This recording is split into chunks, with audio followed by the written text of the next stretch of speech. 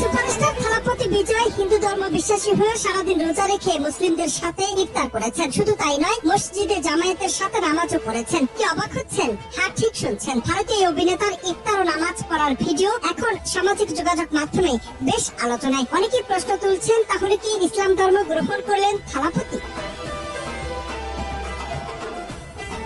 অভিনয় দক্ষতায় তুমুল জনপ্রিয় দক্ষিণী সিনেমার সুপারস্টার থালাপতি বিজয় সিনেমা ছেড়ে তিনি এখন পুরোপুরি রাজনীতিবিদ। 2024 সালের ফেব্রুয়ারিতে রাজনৈতিক দল গঠনের ঘোষণা দিয়ে তিনি 2026 সালের তামিলনাড়ু বিধানসভা নির্বাচনে প্রতিদ্বন্দ্বিতার পরিকল্পনা করছেন। সম্প্রতি রমজান মাস উপলক্ষে অভিনেতার একটি ভিডিও প্রকাশিত হয়েছে। ভিডিওতে বিজয়কে চেন্নাইয়ের একটি ইফতার পার্টিতে অংশ নিতে দেখা গেছে।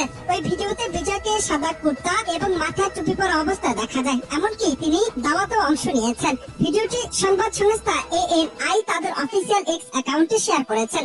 এতে দেখা যাচ্ছে বিজয় তার দল তামিলাগা কেট্টি কাজাগামের সঙ্গে ইফতার পার্টির আয়োজন করেছেন, সাথে পড়েছেন নামাজ। থালাপতি বিজয়ের এই ভিডিও ভক্তদের মধ্যে মিশ্র প্রতিক্রিয়া সৃষ্টি করেছে। অনেকে তার এই সাম্প্রদায়িক সম্প্রীতি প্রয়াসের প্রশংসা করছেন। ভক্তরা সামাজিক মাধ্যমে তার এই কাজকে সাহসী এবং অন্তর্ভুক্তিমূলক বলে উল্লেখ করেছেন। কিন্তু একই সঙ্গে কিছু নেটিজেনরা তাকে ট্রোল করতে ছাড়েননি। সবশেষে জানা গেছে, পবিত্র রমজান মাস উপলক্ষে শুক্রবার সন্ধ্যায় চেন্নাইতে একটি ইফতার পার্টির আয়োজন করেন দক্ষিণ ভারতের তামিল ছবির সুপারস্টার ও রাজনীতিবিদ থালাপতি বিজয়।